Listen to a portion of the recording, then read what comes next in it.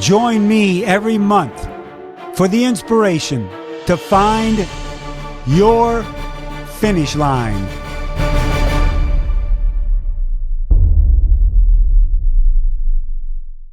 Hello, everyone, and welcome to another edition of Find Your Finish Line.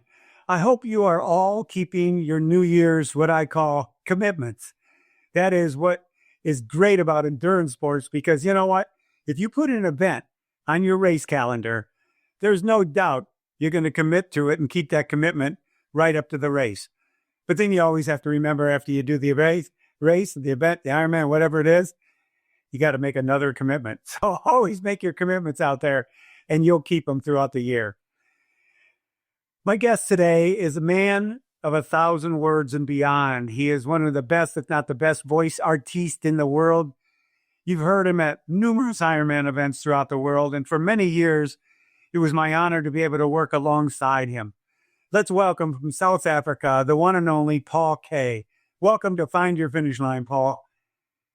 This is a huge honor and a privilege, Mike, especially to be a guest of yours and to have this privilege to chat to you and to see you. I haven't seen you for a while now, so thank you so much. Yeah, we do a lot of communicating through WhatsApp and everything else, and what we're doing and what's going on, and it's great. But to see you face to face is perfect. The only thing better would be have your lovely bride in the background. You'd be a lot better looking than you know. Well, like they say, I have a perfect face for radio. Yeah, exactly. Well, my first question on Find Your Finish Line, as it is for all the guests, what kind of workout did you get in today? So I'm recovering from an injury, Mike. I've got a grade 1 calf tear in my right calf muscle, which kind of was like just nursing through all of the last bit of 2025, and a bit of an issue with the rotator cuff. Apparently my physio says it's got everything to do with my age. But I'm coming back from it, and I start the morning with a 2-kilometer walk with my dog Kona. That's my warm-up, and then I managed a 5K run this morning. So I'm happy with that. That's a pretty good start to the day, and I wrapped up the day with another 2-kilometer walk with Kona. Good for you. Good for you. Yeah, it's funny. Every time I ask that question, especially athletes, anybody, if they didn't get a workout in, you can see the look on their face like, oh crap. Well, I'm going to get one in later today. You know, they come back with that. I love that. I love to start the podcast that way. Well, let's start with Paul Kaye's background. I always, it's funny when we were together a lot, I'd ask you about, so you were a DJ, you were in radio. That is so cool to me, because I always thought about, could I do the DJ thing? Could I be on the radio? But you kind of started out with that, and even in sales with that. Talk to us about your DJ days, which, by the way, I saw the picture. The young-looking picture, it looked like a promo picture. Was that from your DJ days? Indeed, and those were the days before AI, Mike, so it's really me. Yeah, look, I mean, as you well know, and you are a product of that as well. We are the sum total of everything that happens in our lives. And as I sit here today, so many things have conspired to make me who I am. And I started as a radio DJ on campus radio at Stellenbosch University. And whilst I was there, I got discovered by Cape Town's biggest commercial radio station. And I got very distracted by radio at university, so much so that I eventually got a letter from the university asking me to please not come back. And that was quite well timed, because at the same time, the radio station offered me a very small part on a 4-hour radio show on a Saturday afternoon. And that was the 28th of April, 1990. I was 20 years old, and I was the youngest person on a commercial FM stereo radio station in the country at the time. Well, were you scared? Did you think, oh my gosh, this is my calling. I'm going to do this the rest of my life. What was going through your head? That's 20 years old. So, at 20 years old, you're quite cocky, right? And you're almost not scared of anything. But my dad was a jazz musician, and my parents were both very creative. My mum was a cook, and my dad was in photography and a jazz musician. So I kind of always had that sort of creative background and definitely a love for music. And it was my love for music that pushed me in the direction of going into radio. My dad always joked that I was a very frustrated musician playing other people's music. And my very first day on radio, before I went live, one of my mentors and heroes, he was on a big commercial radio station up in Johannesburg, but he was operating out of the Cape Town studios. And he came up to me and he said, "Are you nervous?" And I'm like, "Yeah, just a little bit." He's like, "That's good. The day you lose the nerves is the day you give up." And, I've never forgotten about that. And even today, Mike, and I'm sure you always had those butterflies before you picked up the microphone, no matter how many races you called and how many years you were doing it for. And I still know that what I do now is the right thing for me to be doing, and that it's still part of my purpose and part of my why. And I have so much of a passion and love for it because, every day before you pick up the microphone, the butterflies take off, and they're not flying information. And none more so than when you're standing on the sea wall in Kailua Kona. So when you were going down that path on the radio side, why didn't you stay in it? Was the endurance draw? Why didn't you stay in radio? That's a very good question. I was a good DJ. And in those days, it was a music formatted radio station. We weren't allowed to speak for more than 30 seconds. So you had to keep the links nice and tight and still be edgy and try and find a way to give some information and a little bit of humor and still talk about the artist and play the song or introduce the news or go into the ad break. And after doing that from 1990 until the end of 1997, so almost 8 years professionally, I quickly realized that and keep in mind, South Africa had been through a very, very big transition. Pre-1994, it was the apartheid era of South Africa. Post the 27th of April, 1994, Nelson Mandela was voted as president, and we voted for democracy in our country. And a lot of things changed in our country. And I worked for the South African Broadcasting Corporation, which was government owned and run. And suddenly things changed very quickly in broadcasting, and rightfully so. And I realized that to continue to be an on-air host, you needed to be amazing. You needed to be the best, especially as we were creating opportunities for previously disadvantaged people and also for women in the country. And I thought to myself, well, I'm good, but am I the best? And at that time, when those thoughts were going through my mind, our general manager of the radio station had resigned, and the radio station was looking for a manager. And even though I'd given up university after only 2 years, I thought to myself, well, can't be a DJ forever, can I?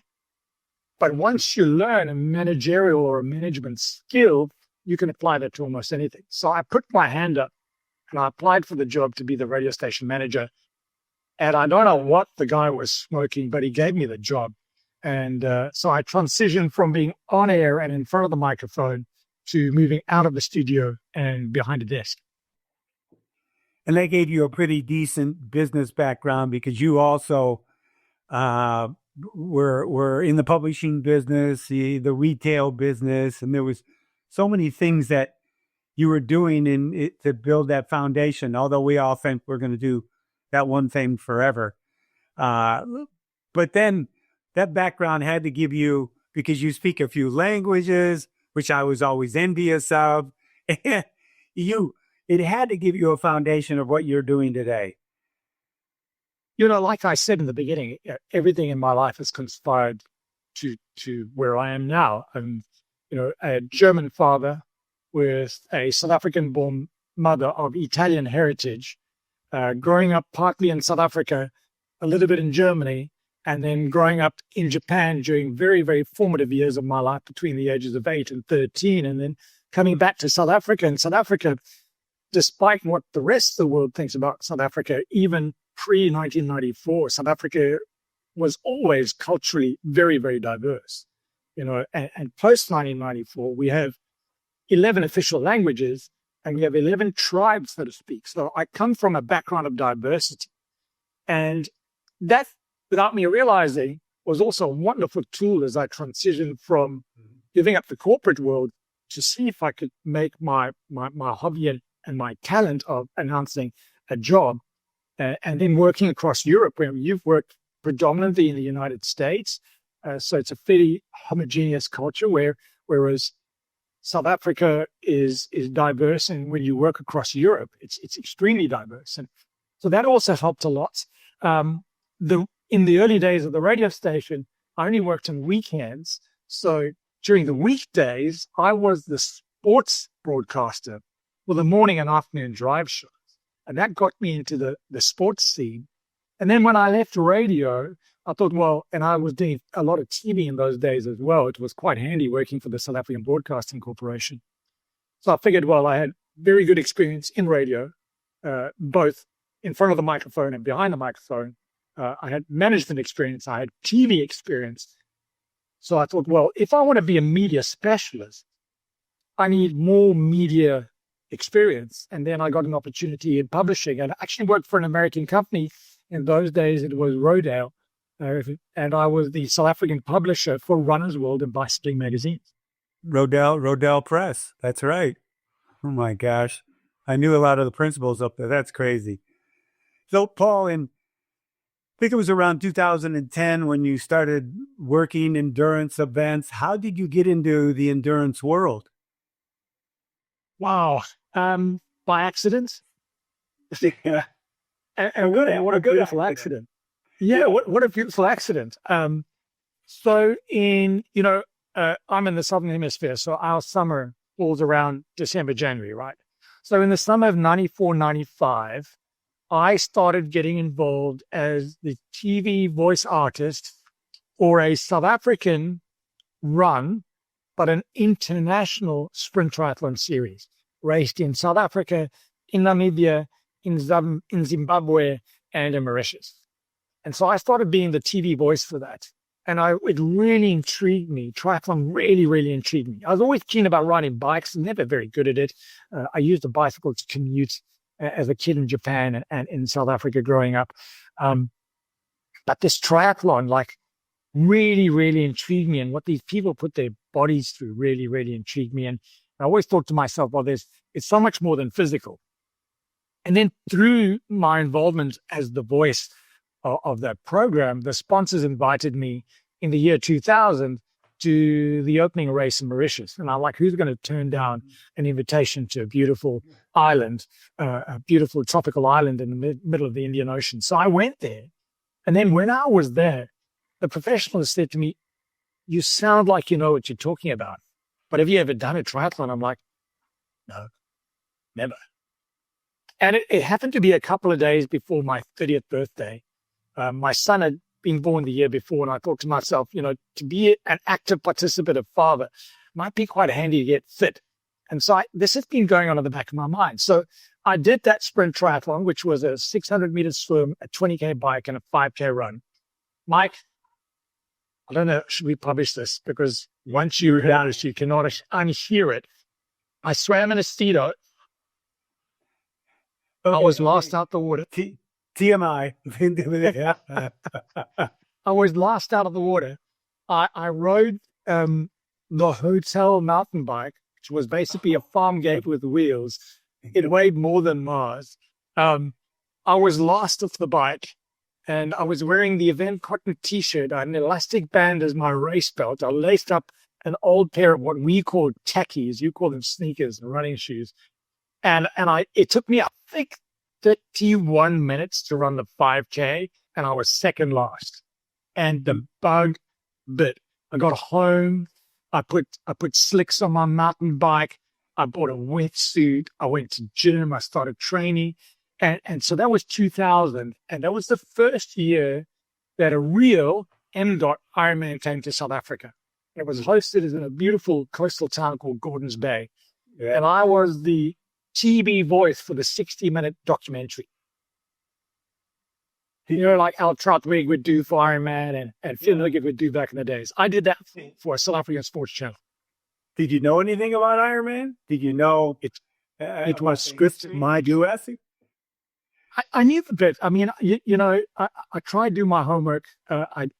I'd been to a presentation about Ironman before I did the voiceover, and they talked about the Hoyt family, and they shared some incredibly phenomenally inspirational stories, and you can't help but get goosebumps when you hear those stories, and move to tears many times. And then I did a bit of my homework, and the script was beautifully written, and this had intrigued me. And so I did the voiceover for that, and they actually liked my voiceover and they enjoyed the voice. And so the organizers invited me to be one of the announcers in 2001. So I announced my first Ironman not far away from where I live in Gordons Bay in 2001.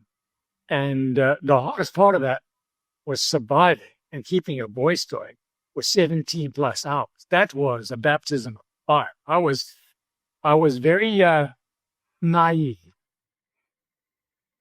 You were letting it rip the whole time, weren't you? It was a hell of an experience. And that really got my attention. But then at the time in South Africa, the exchange rate against the US dollar took a pounding.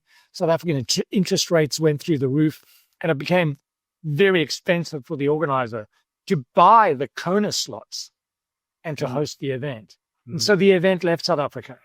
And then in 2004, Paul Wolf and Keith Bowler brought Ironman back to South Africa when they teamed up with Ironman Hall of Famers, Helge Lorenz, Georg, and Stefan Pechnik, who hosted Ironman Austria, Ironman Monaco, and Ironman France. And I actually raced the 70.3 test event in March of 2004, and I voiced the documentary again. 2005 was the first full distance. I voiced the documentary, but I was working for Runners World and Bicycling magazines as well. And we produced the race guide as an 8-page gatefold in our magazines. And that's how I formed a relationship with the race director and the MD. And then in 2006, they asked me to be the race announcer, and I haven't looked back since. Paul, it just hit me. I was trying to think, who won that first one in 2000? Who were the male and female winners? If I'm not mistaken, the winner was South Africa's Reynard Tissink. He won it in 2005. But then what happened was he got his butt seriously kicked by a Belgian guy, Gert Schellens, a couple of times, which made Reynard even hungrier. Natasha Butman won the race many times as well. We had Faris Al Sultan race there as reigning Ironman world champion. Even before that, we had Lotsa Leda, who was the first athlete to break the 8-hour barrier when he did it when Ironman was still in Roth. He'd raced Ironman South Africa in Gordons Bay. And we got a lot of really good names. South Africa was an attractive destination. Mark Allen came to visit. Dave Orlovsky came to visit. Luis Alvarez, of course, was there. Jeff Jonas, It Tastes Like Mango, was there. And the race was attractive to a lot of the European athletes because they could get a race in nice and early, because typically it was in March, April, without having to go all the way to visit you in New Zealand. Yeah. And I remember Ben Hoffman, he came down, he won that race. He'd come down quite a few times too. He loved that. Ben loved the race. And South Africa loved Ben. And I remember Ben saying that, and Ronnie Schilknecht also said that they loved racing there because the South African fans, South Africans are an endurance mad country. We've got some of the greatest endurance events in the world: the Comrades Marathon, the Two Oceans Marathon, the Doozy Canoe Marathon, the Mid-Mile Mile, and so many other things. And as a matter of fact, before the real Ironman came to South Africa, we had an Ironman event, which was canoe or swim, and then a bike, and then a run. So, we're an endurance crazy country. We're the country that invented the Cape Epic, which is, created the Epic series, which is mad about, if it doesn't hurt, you didn't try hard enough. So And we betrayed. When I first heard about Conrad's, man, I go, what are they doing? What the hell are they doing? 36 miles, 90 Ks, and 22,000 people line up to run it. It's insane. Paul, when you were going through this in the early years in 2000, 2005, and when Ironman came back to South Africa, was there a moment where you sat back? Because I remember a couple of reflection spots in my life and go, wow, I think this is it for me. I think this is where I want to be. This is where I want to live. This is the other family I want to have. Did you have that kind of reflection points around that time? But what I started to realize is that I'd hate to say it came naturally to me, but I felt really comfortable in the space. I really loved the depth of effort that the athletes, endured. I loved the emotion of the start line and the finish line. I loved the engagement from the spectators. And I realized, I suppose in a way, like I realized I should be in radio. One day when I was still at Stellenbosch University on campus radio, I was having a really bad day. And the minute I turned on the red light to make the mic live in the studio, I was fine. And I realized, oh, maybe this is, I have a talent for this. Maybe I'm wired to do this. And as I started announcing more and more Ironman South Africa events, including Ironman 70.3 South Africa, which was in East London, and I got more into the endurance space, I realized that endurance and mass participation, big endurance events, including the Cape Epic and the Cape Town Cycle Tour, the Two Oceans Marathon, the Comrades Marathon, which are all events I worked at, I realized that this resonates with me. I also worked in sailing. I worked at the Volvo Ocean Race, which is now just called the Ocean Race, which is also an extreme endurance sports event. And this just is something that I have an affinity towards, and I tend to get it. And I get it in a way that I can articulate what I'm feeling and what I'm seeing in such a way that the spectator leans in to listen, and the athlete feels that they're being recognized. But I didn't really put two and two together until certain circumstances in my life kind of forced me into a situation where I thought to myself, I need to make a change. And part of that was my best friend, who was my father, dying of cancer in 2004. He was 66 and I was 34, turning 35. And we'd been business partners, and I'd been to all these musical gigs. I used to carry his amplifier and his guitars, and I used to live with him when he wasn't in the country at my mom's restaurant. So he worked in the city Monday to Thursday, and then on the weekends he was with my mom, and we shared an apartment. So the death of my dad had a very profound effect on me, and I didn't really realize it at the time. And he died of cancer. And then a year later, my wife asked for a divorce. And a year after that, in 2006, we were divorced. And in 2007, she left South Africa with our children. And that had also a huge, profound effect on me. I realized that the loss of my father was something finite and I could deal with, but the loss of my children, that pain never died. And I really struggled with that for a long time. And one of the things I did, because my mum had cancer, my mum had got cancer for the third time, my dad died of cancer, my dad's dad died of cancer, all of my mum's sisters had got cancer, and she was one of 12. Some of my cousins had got cancer, and I thought to myself, wow, my family's riddled with this. So I went to the doc and I said, what should I do? He says, well, dude, you can be extreme and remove your prostate, or change your lifestyle and reduce stress. And post-divorce, I buried myself in work, number one, and in trying to get fit, number two. And that's when I chose to do my first Ironman, because I needed a distraction from my children being so far away. And then this realization started to happen that my children living in Europe, how do I find a way to spend more time in Europe? Could I work in Europe? And I explored opportunities with Runner's World and bicycling magazines. They didn't really pan out.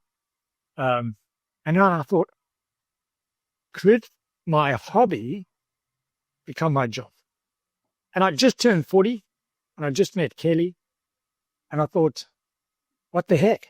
I've got 20 years of being an adult behind me. I've lived and learned a lot of life. I have a talent. I have an aptitude for something. I have a passion for it. If I don't try it now, whilst I'm still young enough to really give it a go, and if I fail, I'm young enough to go back into the corporate world, then I'll never do it. And I just took a chance. I wrote a proposal to Keith Bowler at IRONMAN and to David Belair's at the Cape Town Cycle Tour.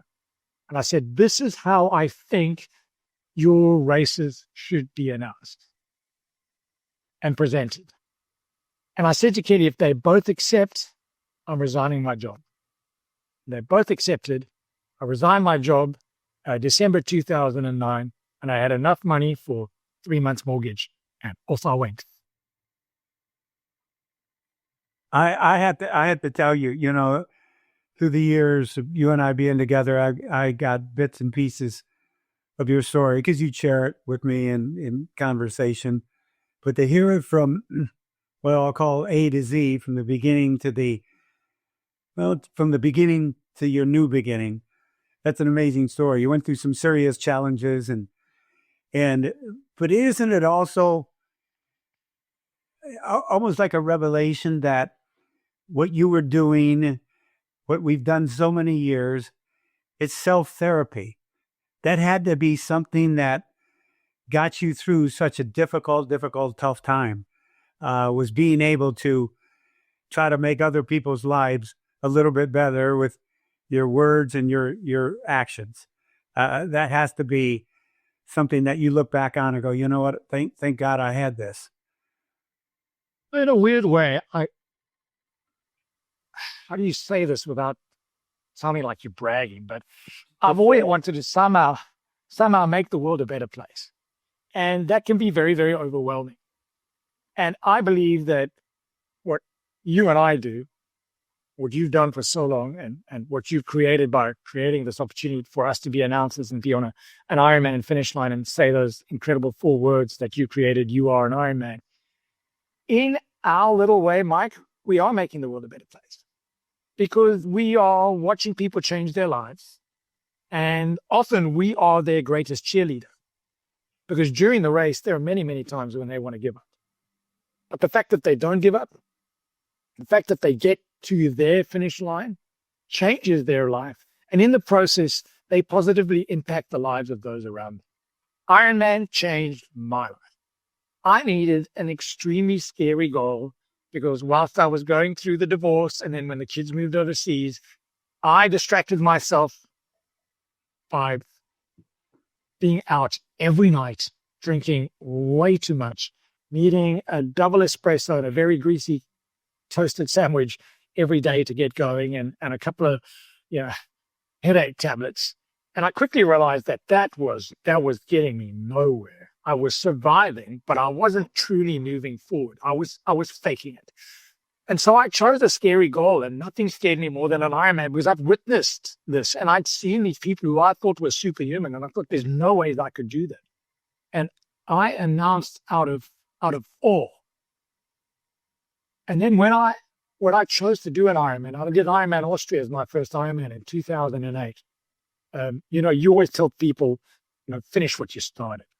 It's about finding your finish line. It's about having a purpose. And I preach, remember your why. And my why was standing on Ironman finish lines. And I'm sure you remember the day as well when athletes could still bring their kids down the finish line with them. Yeah.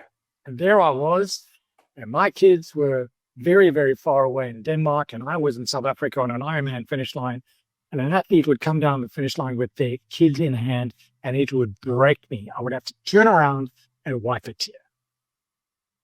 And so my why was I wanted what I saw those athletes have to come down the finish line with their kids. And that was my goal. And I achieved that in 2008. In 2008, I crossed the finish line of Ironman Austria with my 14-year-old daughter, Jamie, in one hand, and my 7-year-old son, I think he was just before he turned 8, Sebastian in the other hand. Sebastian sprinting off into the distance, like pulling me along, going, Dad, why are you running so slowly? I'm like, boy, I don't have time to explain this to you right now. But that was my why. And I achieved that. But I was selfish initially, Mike. I was selfish. I originally had a time goal, and that's so superficial. My goal was to do a sub 12. And I got over the finish line. I got the most beautiful photograph of Jamie, Sebastian, and I on that finish line. It's a stunning photograph. And I've got the printed version. It's not living on a phone somewhere. Yeah. And I looked at the clock, and it was not 12 hours. I knew it wasn't 12 hours. It was 13 hours, 32 minutes, 58 seconds. And I took the medal off, and I hang it around my son's neck. And a couple of weeks later, I got the email with the URL to click on to buy the photographs. And of course, you buy the photographs. It's your first Ironman, right? Bought the photographs. I downloaded them, and South African internet was terrible in those days. It slowly downloaded. And there was this fantastic photograph of me on my bicycle with the Carbancan Mountains in the background, and I'm in the aero position. I looked pretty pro. And it was the early days of Facebook, and I used Facebook as a means for my kids to easily see what I was doing in my life. They could just go online. And my relationship with my daughter was very strained post-divorce, as often happens. And I uploaded the photograph of me on the bicycle as my profile picture. And the first person to comment was Jamie. And her words were, "I'm proud of you, Daddy."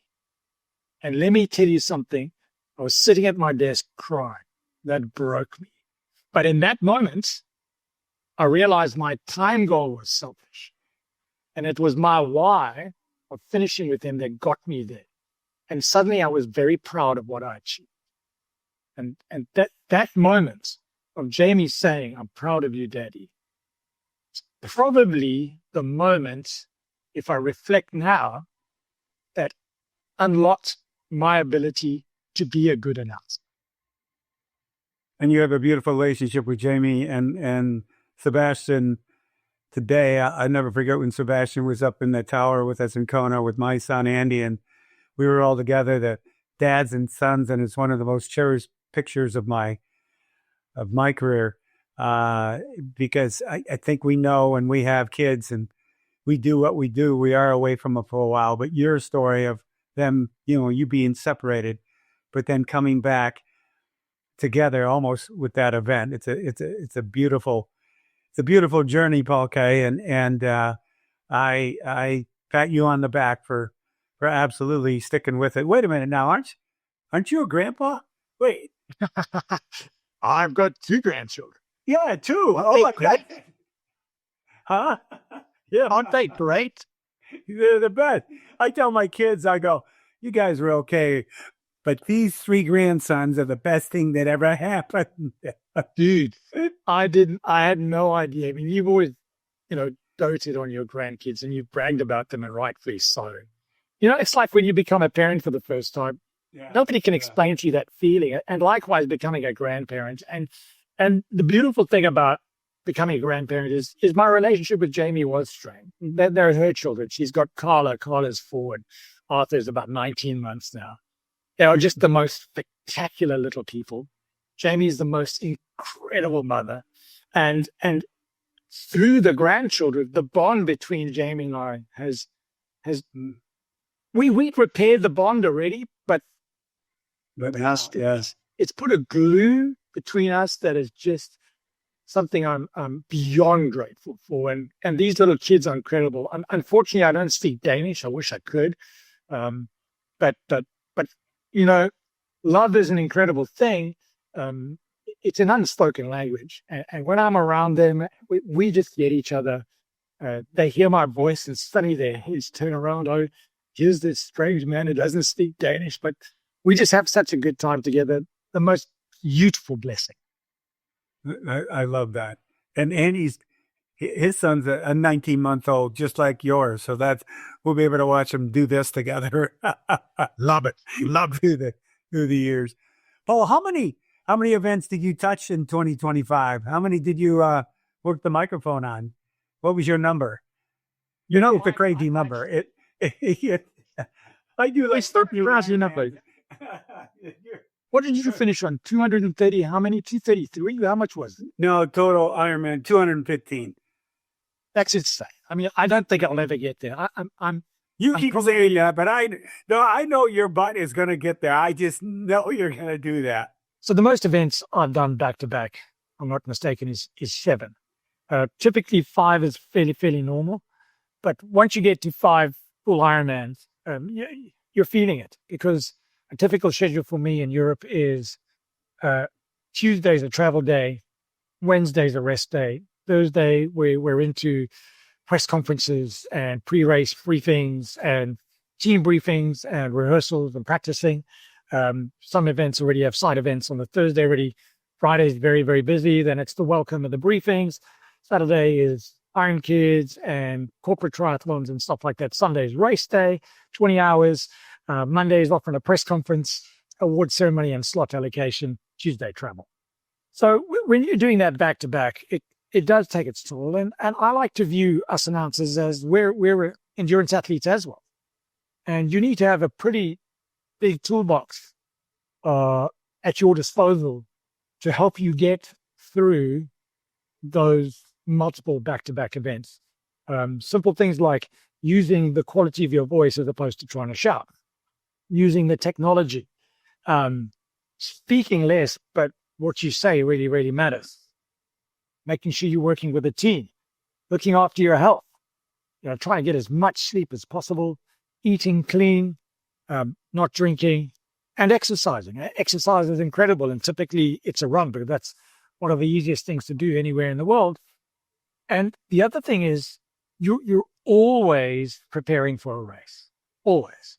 You're scanning social media, you're interacting with people, you're online and you're reading whatever you can find about the endurance space. You're reading books, like reading your book or Macca's book, or Crowley's book, or Chrissy's books, or Hella Fredrickson's books. And you're absorbing as much information as you can. You're watching other sports events as well, because you'd be surprised what you learn about your craft, but also about what athletes are able to do. And you listen to athletes speak about how it is they do what they do, because all these things can, inform your pattern. And I see as... Oh, go ahead. Sorry, Mike. I see like this race weekend is part of my preparation for the next race weekend. And that race weekend is part of my preparation for the weekend thereafter. And a lot of it's an attitude. And so my attitude is that I'm blessed to do what I do. My attitude is that it's an honor and a privilege to be such an intimate part of so many people's lives every weekend. And if you have the right attitude, and if you look after yourself mentally, emotionally, physically, you can do it. But I won't lie to you. I get to the end of a 5 or a 7 race streak, and my goodness, am I looking forward to sleeping late and being a little bit naughty and binge eating in front of my laptop whilst I watch my favorite YouTube channel or something, or indulging time with my son or my daughter and my grandkids or my family. Yeah. I always, to come home was my, rejuvenation. And with the back-to-back events, it's very hard for you to do. Your wife, Kelly, does she travel with you, or didn't she work with Ironman? What's the story with that? So Kelly started the journey with me in 2010. We met in 2009. She started the journey with me in 2010. And would travel with me to all the races. Then she started as a volunteer in the Ironman merchandise store, and they gave her just a couple of euros as pocket money. And then she actually got hired to be one of the tour managers. So we have multiple tours, and so she would have typically managed the Ironman merchandise store at the races I was announcing. She did that until the end of 2017, and then she didn't really want to be on the road so much. And then Jen Masserino hired her to create a merchandise solution for Ironman South Africa, because Ironman South Africa didn't have one. And that was in the build-up to the 2018 Ironman 70.3 World Championship hosted in South Africa. I'm very proud of Kelly, because she set a new merchandise revenue record at that store in South Africa. She did such a great job using mostly South African suppliers, because we have crazy import duties. Yeah. And so your Kelly still then, Jen would send her to quite a few European races to bolster the European team. So we traveled a lot together. At the end of 2023, Kelly was tired of the traveling and she decided to resign from Ironman. And so then we were apart a huge amount. So just to give you a sense, typically I would leave South Africa after Ironman South Africa, which is end of March, middle of April. And I'd go to Europe at the end of April for the opening races, usually in the southern part of Europe, typically in Spain, Mallorca, or Italy. So I would be away from home from the end of April until the middle of July. So whilst some people can go home and rejuvenate, I'd find a hotel room, and typically a Wednesday, I'd hide in there, I'd go and eat breakfast, and I'd hide in my hotel room the entire day, and then go eat dinner and go to sleep, and then feel human again on the Thursday. And then I'd come home for 10 days or 2 weeks in July for a little bit of a winter break for me, because it'd be winter at home, and then go hit the tour again until the 70.3 World Championship, Ironman World Championship in Kona and Nice. And then I would finish with Ironman Portugal at the middle to late October in Cascais, and then come home and then shoot off for 1 or 2 events. That's a lot, Paul. How long do you think you can do it? Mike, I think only God and Ironman are the answer to that question. Or one of those two. Yeah. Look, I doubt I don't know where you get your endurance genes from, but you're a unique, special human being. I don't know how you could announce flat out, other than popping off to the porta potty, and you could do the entire day and say basically 2,500 people's names, weekend in, weekend out. I don't have that kind of endurance. I can't do what you do. I work with a team of people, and the way it's worked out in Europe is I'm the English guy working with the German or the French or the Portuguese or the Spanish or the Swedish or the Austrian or the Swiss announcer. So, I'm doing half the work, so to speak, I suppose would be fair to say. And it's a team of announcers. I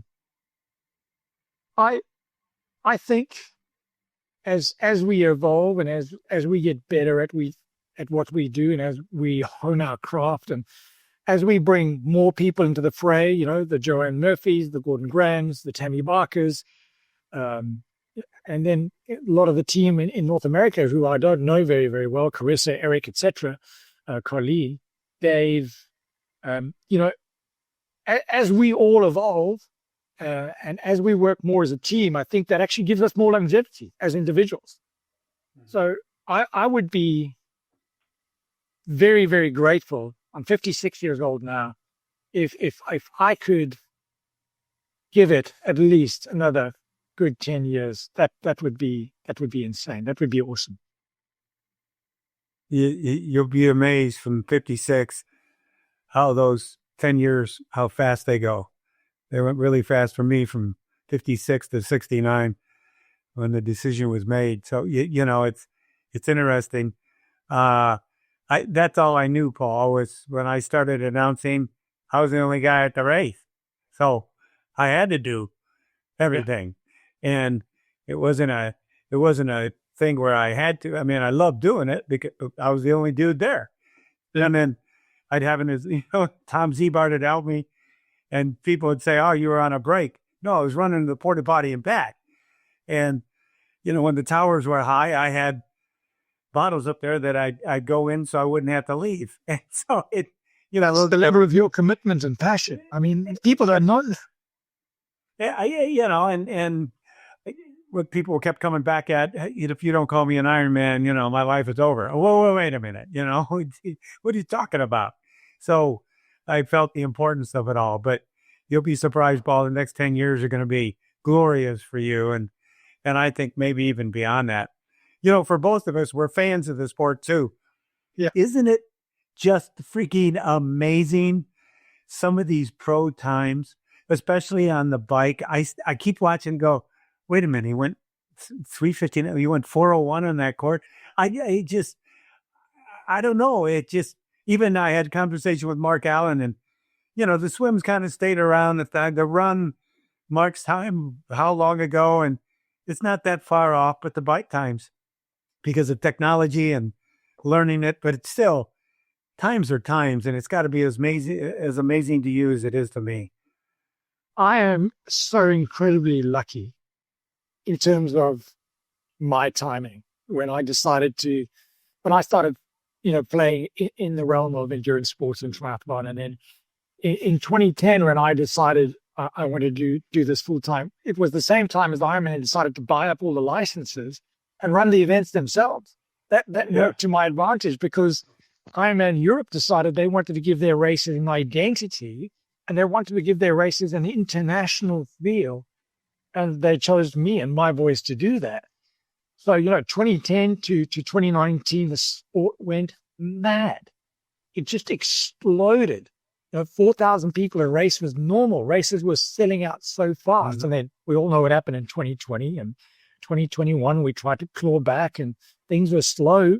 The last half of 21, very slow 22, very slow 23. And then boom, it's just exploded again. So the sports exploded. The athlete performances are almost not human. You talk about those bike times, but you're taking a sub 4 hour Ironman bike and then you're running a 2:30 marathon. 2:30, yeah. I remember the days when we were excited at, somebody breaking 9 or breaking 8. Now you've got like the top 20 breaking 8 between 7.5 hours and 8. And the women are all finishing sub 9. It's, it's the 8.5 hour mark. It's exploded. And it's not just the pros. The pros have the benefit of the best equipment in the world. Nutrition and the ability to absorb carbs has improved massively.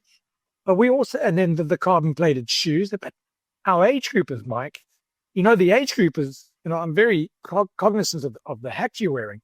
The age groupers are learning that it's no longer just about junk miles. Get yourself a coach. Yeah. Be smart. Use your time well. Choose a coach. Work to your strengths. Improve them, but also diminish your weaknesses. And some of the age group performances are exceptional as well. It really is humbling to see what human beings can achieve.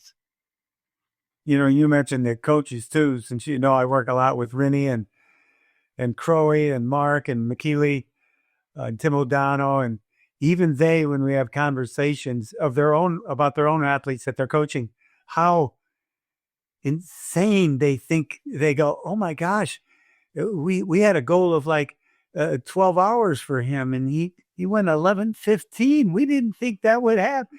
Even they're amazed at some of the times the age groupers are pulling out. And so it's fun to watch. So Paul, a couple more questions. What advice would you give to someone who wanted to get involved with endurance sports, with triathlon? What would your first bit of advice be for them? So that depends. Are you saying as an athlete or actually working? They want to get into the sport of triathlon. They want to start doing it. What advice would you give them? You just got to start. That's the first thing. You just got to start. I started, like I said, in a Speedo, a white cotton T-shirt, and a bicycle I borrowed from the hotel. But disclaimer, everybody. Disclaimer, do not start like Paul started, okay? The wonderful thing about triathlon for me is the multiple disciplines. I was let's say an average swimmer, an average cyclist, and not an average runner. But when I combined the three sports, once I worked harder at it and I got better at it, instead of being in the 50 percentile, I was now in the 30 percentile. And that kind of encouraged me and kept me going. And that motivated me. I liked the variety of three sports as opposed to one. Mm-hmm. I also like that if like now I've had this calf tear, so I've been swimming and I've been cycling. I've got something to fall back on. I've also found that for me, triathlon, and Mike, I'm sure you will agree to this, it's a community of fantastic people. I don't think I've met a triathlete or somebody in the world of triathlon that I don't like, that I haven't got on with. And so it's a wonderful community. And it's a community that will embrace you and will help you. Here in South Africa, we have a lot of training groups, and not clubs per se, but training groups. So you never really train alone. And people are so willing, because there's still a niche sport. We forget about that. We're a niche sport. So people in this sport, when you say you want to be a triathlete, they're going to bombard you with advice and information. And they just want to share, and they want to give, and they want you to join their world. So I think it's a fantastic world to be in. A great way to start is just go to a gym and swim a couple of lengths in the pool. And then get out and dry yourself, put on a pair of shorts, and jump on the indoor bike. And spend 20 minutes on the bike. And then get off the bike and get on the treadmill and do 10 minutes on the treadmill. And see how you feel. And you're going to realize, well, here's the warning. It's very addictive. But get off the couch and don't TRI, TRY. Perfect. Absolutely perfect. By the way, Paul Kaye, are you going to do any races this year? So I did Ironman 70.3 Belgium in 2024 as my first Ironman 70.3 since 2004. And my why is I have a mentally challenged and physically challenged sister. And I've always wanted to help her other than just being her guardian. Ever since my mom and dad died, I've looked after Karen. And she lives in a home that is funded by a local church. Their funds are limited, and they get a little bit of lottery funding and a little bit of government funding, but they rub every penny more than twice. And so my why was to try and help Karen and women like her in this home. And so I ran 70.3 Knokkenheist in Belgium, and I'm very, very proud to say that I raised $17,000, which in South African rands is a lot of money. Wow. Which went to the South African charity for Ironman, which is Ironman for the Kids. And Ironman for the Kids donated a substantial amount to Karen's home. That really motivated me to keep going. So supporting Karen's home and people like Karen was important to me. But the other why was I'm not getting any younger. And I realized that being physically fit helps me do my job better. Because you're emotionally fit and you're mentally fit. And last year was a challenging year on several fronts, and fortunately being fit helped me navigate a lot of those challenges. This year is going to be a very, very, very, very busy year, it would appear, from what has been hinted at to me. So I doubt that there will be time to race this year, but definitely I'm inspired to continue to stay fit. But I tell you, Mike, the thing about racing, which is fantastic, it just brings you back down to earth again. And standing there in the starting corral before the swim with your butterflies in your stomach, not flying in formation and feeding the energy and there's all the athletes again. And those anxious moments in the swim and going through transition. And in my head, I can hear your voice at the award ceremony talking about how long somebody took in transition. What were they having? Breakfast? And then getting onto the bike and trying not to be intimidated by these Uber bikers in Europe. Europe's full of Uber bikers that come flying past you and they're surviving that run. And then the magic of the carpet of the finish line. It's important to do that once in a while and remind yourself about what your clients, your family are going through every single weekend. So I really enjoyed that. I do lots of other little races. I do some runs and I do some bike races, like the Cape Town Cycle Tour. It's the biggest one-day time bike race in the world. It's 60 miles. It's 109, a bit more than 60 miles, 109 kilometers. I announce all the starts, which takes from 6 in the morning until 9:30 in the morning. And then I jump on my bicycle and I ride from the back. So, yeah. Got to keep it interesting. Yeah, keep it in shape. Well, my last question on Find Your Finish Line comes out of the Baja 1000 racing. I've got great friends that have won the Baja through generations, grandfather, father, sons. And I've even sat second seat in one of those trophy trucks for the 1,000 miles, which it's hard to put it into words. And I know you have off-road races there. But here, what they do after the race, they get around and they call it table racing. They sit at a table, they reminisce about the event, all the drivers, all the teams, or another event, whatever they want to talk about. I call this tri-table racing. So reminisce with us about an event you did or something that happened during an event you were in that you'd like to reminisce with us about. So tri-table race with us. Gosh, Mike, and I know that you know that this is one of the hardest questions to ask an announcer because it's a very, very difficult question to answer. Fortunately, you put it in the book, many of those memories.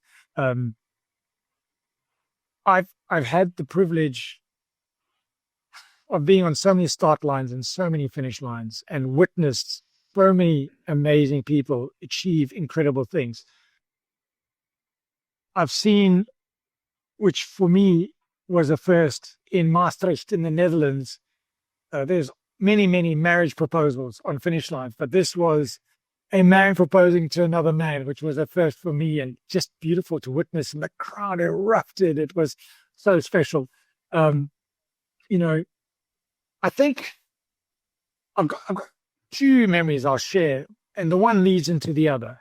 The first one is Team Garwood, which was the South African version of Team Hoyt, Kevin and Nikki.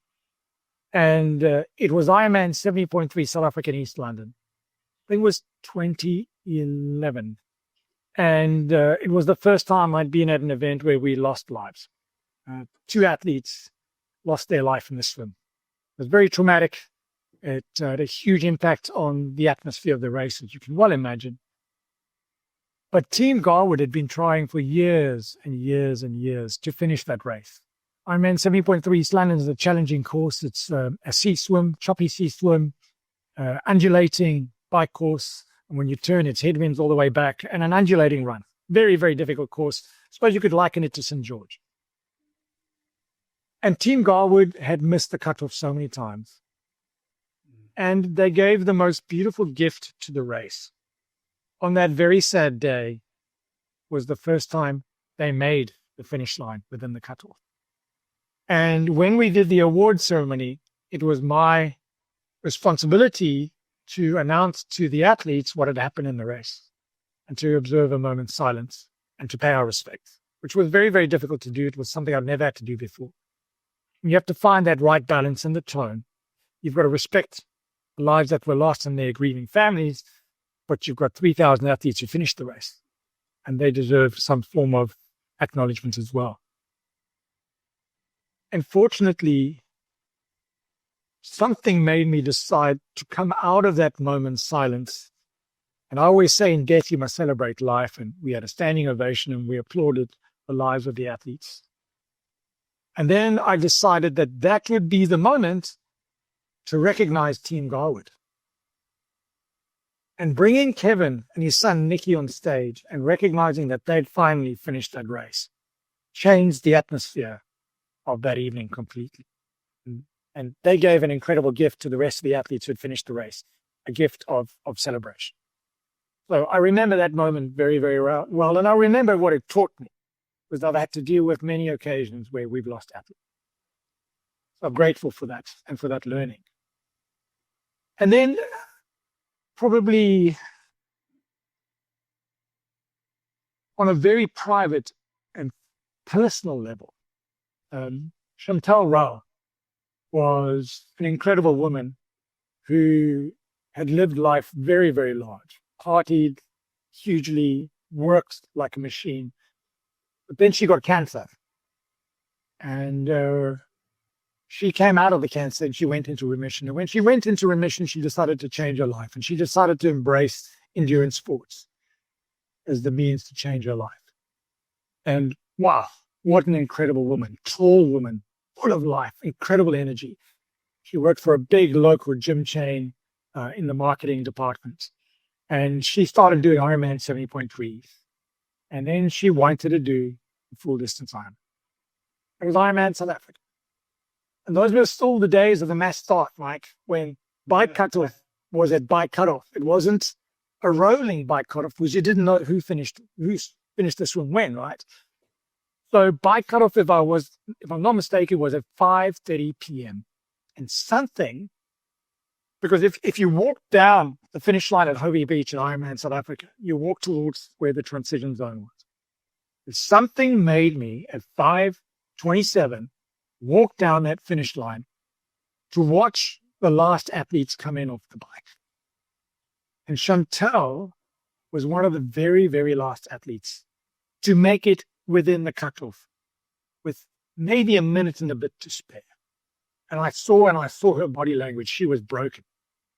She was probably about to give up. And I shouted to her, Chantal. And her boyfriend, Sean, her boyfriend at the time, managed to capture the moment. And it's a photograph I treasure. I called Chantal and she came over to me. And she was crying. And looking at her cry made me cry. And the photograph looks like I'm shouting at her, but I'm not. I said to her, you will be an Ironman. And I will be there waiting. And Mike, she put her big girl panties on. She wiped her tears. She racked her bike. She got onto that run course. And she became an Ironman. And I had the privilege of calling her an Ironman. And a few years later, about 2 or 3 years later, she had taken her mom to do Ironman 70.3 Croatia and Pula. I was announcing that as well. Just full of life. And I remember seeing her at the Cape Epic, and she looked like she had lost a lot of weight, and I didn't realize that the cancer had returned. And it was at Ironman South Africa. It was the Friday. On the Thursday before that Friday, when we do the welcome banquets and the race briefing, one of the friends, Tanya, phoned me and said, Paul, Tanya's really not looking good. Can you just send me a voice note? Anything. And I stood at the window of the hotel looking out over the Indian Ocean, over the swim course of Ironman South Africa, remembering Chantal, remembering her energy. And all I did was I opened up WhatsApp and I sent a voice note to Chantal, reminded her of what she achieved. And I said to her, Chantal, you are an Ironman. Once an Ironman, always an Ironman. And Tanya messaged me to say that when she played that voice note, Chantal's eyes flickered, which I hope it was because of the voice note, but that's very selfish of me. But the next day, Chantal passed. And her favorite color was pink. We all called her Shads. We all put little pink duct tape around our left arms. And that was a very, very difficult weekend to announce. And that Monday at the awards, we paid tribute and honor to her, which was extremely difficult to do. But those are two moments that, other than my finish line with my children, those are two moments that will live with me forever. Beautiful stories, Paul. Thank you very much for sharing them. I know the last one was a little difficult to get through, but words are powerful. Words are everything, and words are never forgotten. And you, my dear friend, you always realize that. Paul Kaye, thank you very much for being on Find Your Finish Line. And I wish you nothing but the best of luck, a strong voice, and a strong body, all for 2026. Mike, thank you so much for everything you did and for creating the platform that you've given us. Aloha and thank you. Thank you. And thank you, everyone, for listening in to another edition of Find Your Finish Line. And remember, make that commitment, stick to it, and your life will be much richer because you will be able to find your finish line. My warmest aloha, everyone. Be safe out there. Take care.